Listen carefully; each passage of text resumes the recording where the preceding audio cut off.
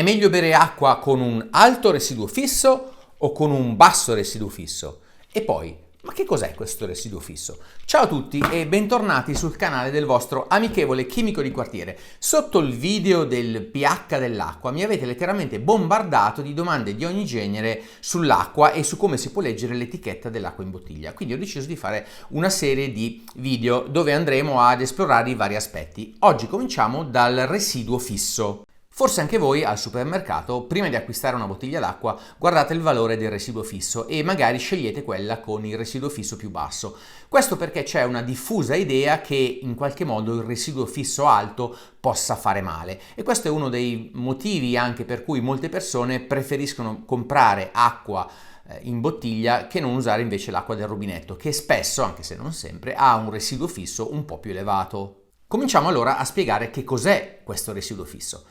È semplicemente quello che rimane da un litro d'acqua. Se la facciamo bollire, facciamo evaporare completamente dell'acqua, rimangono dei sali e questi poi vengono scaldati a 180 gradi in un forno. Ecco il perché del nome residuo fisso a 180 gradi. Facciamo un esperimento, andiamo in cucina.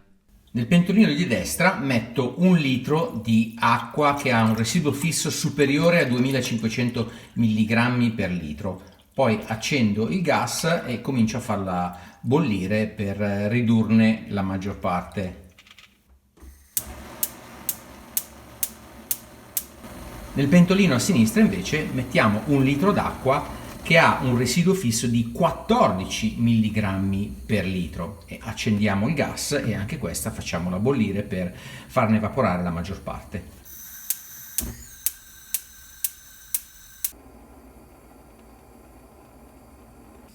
Non è neanche arrivata a ridursi della metà, che l'acqua con il residuo fisso più alto lascia già una vistosa traccia, mentre se guardiamo l'acqua con un residuo fisso bassissimo non sta lasciando niente.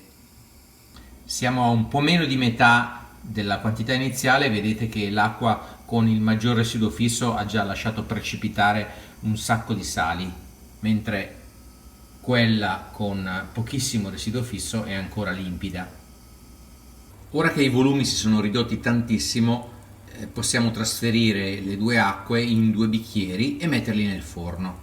Ora mettiamo i due bicchieri nel forno a 180 gradi per far evaporare completamente l'acqua e ottenere il residuo fisso. Adesso chiudo il forno e li riprendiamo quando l'acqua sarà completamente evaporata. Questo è quello che si ottiene dopo aver fatto evaporare tutta l'acqua e aver scaldato a 180 gradi. Vedete che nel bicchiere a destra c'è molto più residuo che in quello a sinistra. Ed ecco quello che rimane. Questo qui alla mia destra è il residuo, cioè quello che rimane dell'acqua con un residuo fisso superiore a 2000. Questo invece, vedete che ce n'è molto poco, è quello che rimane facendo bollire un litro d'acqua con un residuo fisso molto molto basso.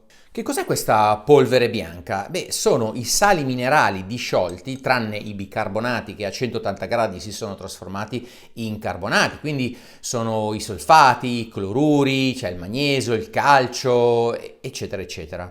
Sono in gran parte sostanze che sono utili al nostro corpo, principalmente calcio e magnesio. Noi non siamo una lavastoviglie come a volte vorrebbero farci credere per venderci qualche cosa, per cui una grande quantità di questi sali potrebbero fare delle incrostazioni su una lavastoviglie o su una lavatrice, ma noi invece non siamo una lavastoviglie e noi di questi sali ne abbiamo bisogno.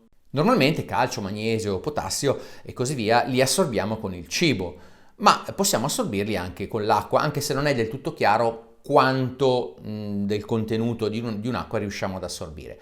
Ma comunque smettiamola di vedere il residuo fisso, cioè questi sali disciolti, come qualcosa di cui avere intrinsecamente paura. Non sono tossici, sono sostanze di cui possiamo trarre beneficio. Casomai la domanda corretta è chiederci quanti dobbiamo assumerne e quindi se è corretto assumerne tanti oppure pochi. Al supermercato troviamo acque con un ampio spettro di residuo fisso e nell'etichetta leggete anche, oltre al residuo fisso, la concentrazione dei vari ioni disciolti, i fluoruri, il ferro, il potassio e così via.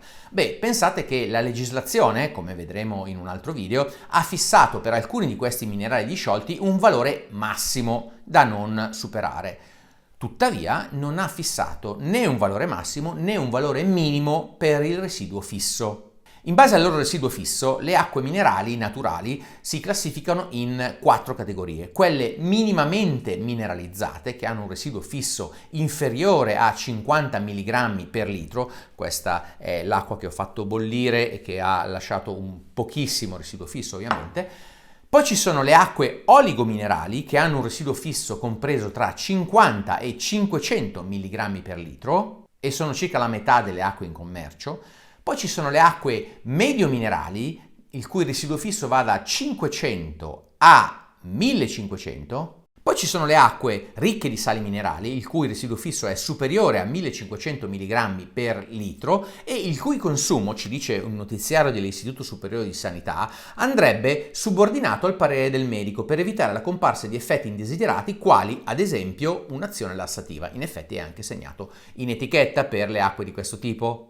Ma quindi mi chiederete, qual è la migliore? Beh, la risposta è che la domanda non ha senso, perché non esiste la migliore e il residuo fisso non è un parametro da utilizzare per valutare la qualità in generale dell'acqua, e questo è uno dei motivi per cui la legislazione, ma neppure le istituzioni sanitarie internazionali hanno fissato dei limiti minimi o massimi. Sfatiamo però un mito, una bufala, quella che vuole l'alto residuo fisso di alcune acque essere responsabile dei calcoli renari. Questa è una bufala e lo dice benissimo il sito dedicato proprio alle bufale alimentari dell'Istituto Superiore di Sanità, che adesso vi vado a leggere. Il consiglio molto diffuso di utilizzare acque leggere o moderatamente oligominerali in sostituzione dell'acqua del rubinetto per evitare la formazione di calcoli non è giustificata da evidenze scientifiche, e questo perché i calcoli normalmente sono calcoli di ossalato di calcio, mentre le acque contengono del carbonato di calcio che non ha nulla a che vedere. Vi ripeto che non siamo lavastoviglie. Il documento, che tra l'altro vi metto in descrizione e vi consiglio di leggerlo, continua dicendo che le acque minerali ricche di calcio sono utili nella prevenzione della calcolosi renale, mentre viceversa una dieta povera di calcio può aumentare il rischio di sviluppare questa patologia. Il calcio è un elemento essenziale per la nostra salute e la sua assunzione non va ridotta a meno che non vi sia un medico a prescriverlo. Anche l'OMS ha fissato dei parametri, ha ovviamente studiato a lungo l'acqua e quali sono i limiti di tutta una serie di sostanze sia nutrienti che inquinanti che possono essere presenti nell'acqua potabile e anche nell'acqua in bottiglia, e a differenza di tanti altri minerali e tante altre sostanze, come vedremo in un prossimo video, anche l'OMS non ha fissato un limite né minimo né massimo per il residuo fisso, cioè per i sali sostanzialmente di calcio e di magnesio.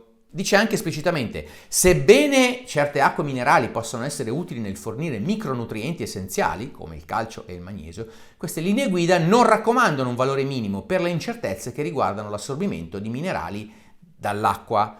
Ci sono addirittura degli studi che suggeriscono una correlazione tra l'assunzione di magnesio e di calcio dall'acqua con una riduzione del rischio cardiovascolare. Però siccome queste sono solo correlazioni per ora e non c'è ancora dimostrato un rapporto di causa-effetto, l'OMS dice ci sono questi dati che parrebbero essere addirittura in favore di acque con un buon residuo fisso, però non abbiamo ancora la sicurezza che ci sia un rapporto di causa-effetto, per cui per ora non metto un limite minimo.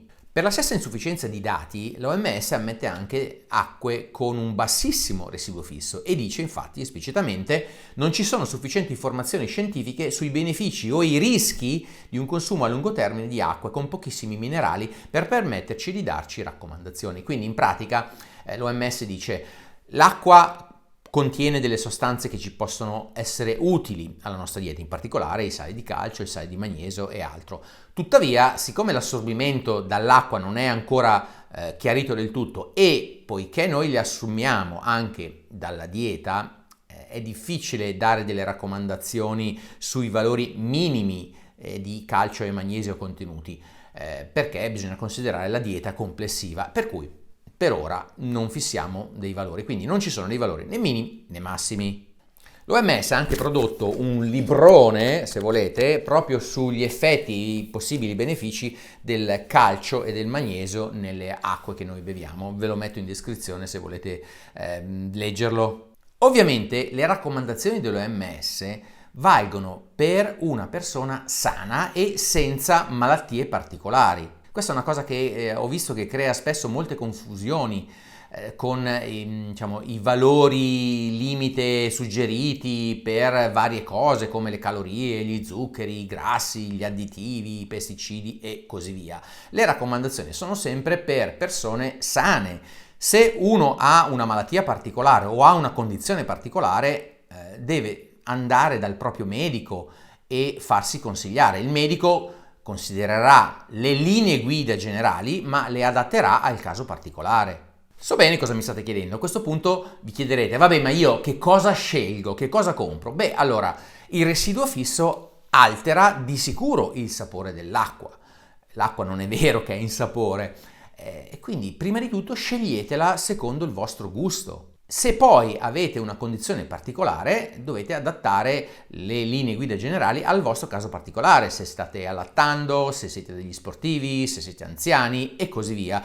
Vi consiglio di andare a leggere proprio questo articolo del notiziario dell'Istituto Superiore di Sanità che fa un po' di esempi, ve lo metto in descrizione. Continueremo ad analizzare l'etichetta dell'acqua in un prossimo video. Ma ricordatevi che noi non siamo lavastoviglie o lavatrici. Ho visto dei casi paradossali di persone che acquistavano e acquistano acque con un bassissimo residuo fisso e poi ci mettono dentro un integratore a base di calcio o di magnesio. Per oggi vi saluto, ciao dal vostro amichevole chimico di quartiere.